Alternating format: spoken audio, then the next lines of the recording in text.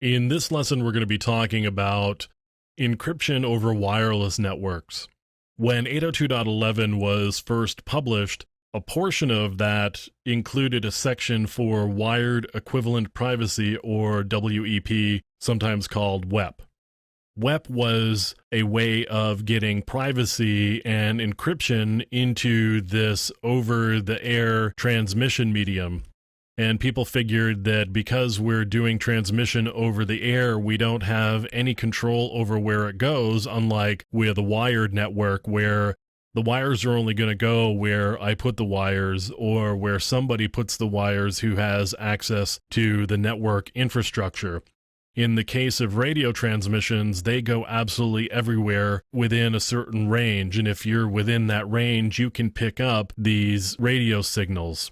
So as a result, people decided that we needed some ability to have some privacy so that anybody who could hear those radio signals wouldn't necessarily be able to jump on and hear our transmissions. As a result, we ended up with WEP.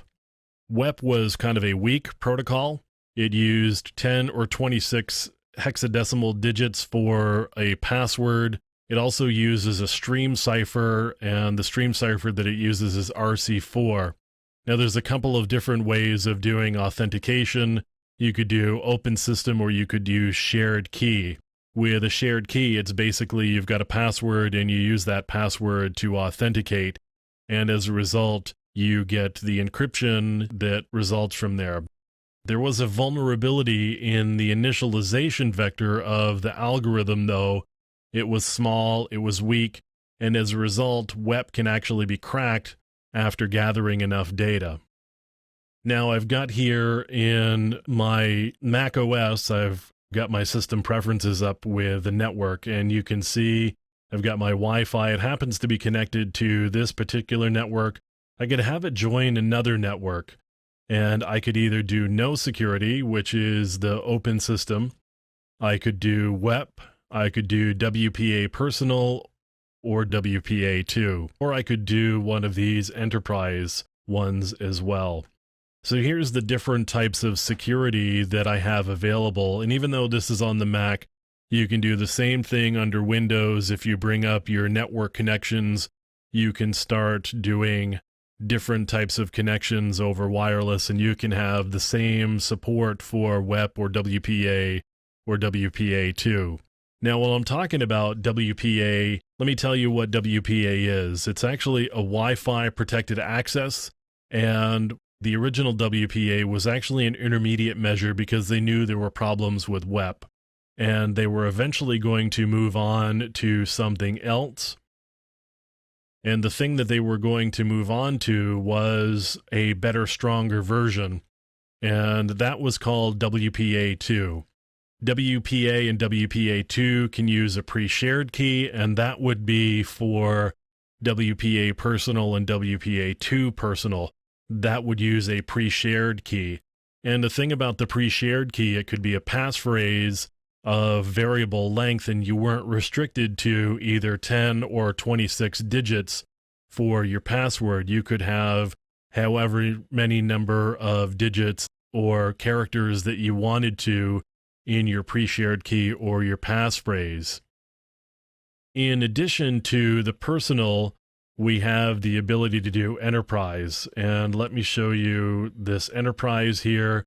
Is actually a mode called automatic, or we could do EAP TLS. And EAP is extensible authentication protocol, and TLS is transport layer security. So we could use EAP TLS to do our authentication for us. And in this case, it's actually asking for a username and password.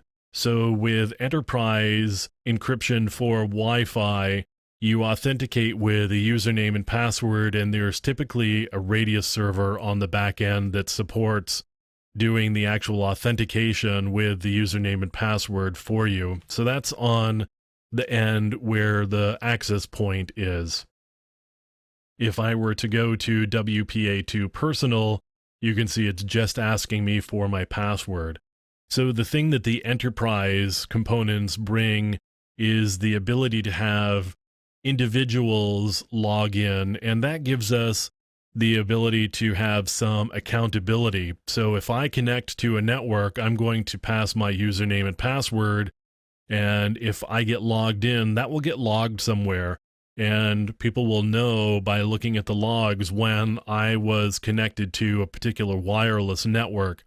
So from an enterprise perspective, having that auditability and accountability is a really good thing, because you know who's been using wireless and who hasn't. And if something happens, you can make a determination as to who was using wireless at any given point, theoretically.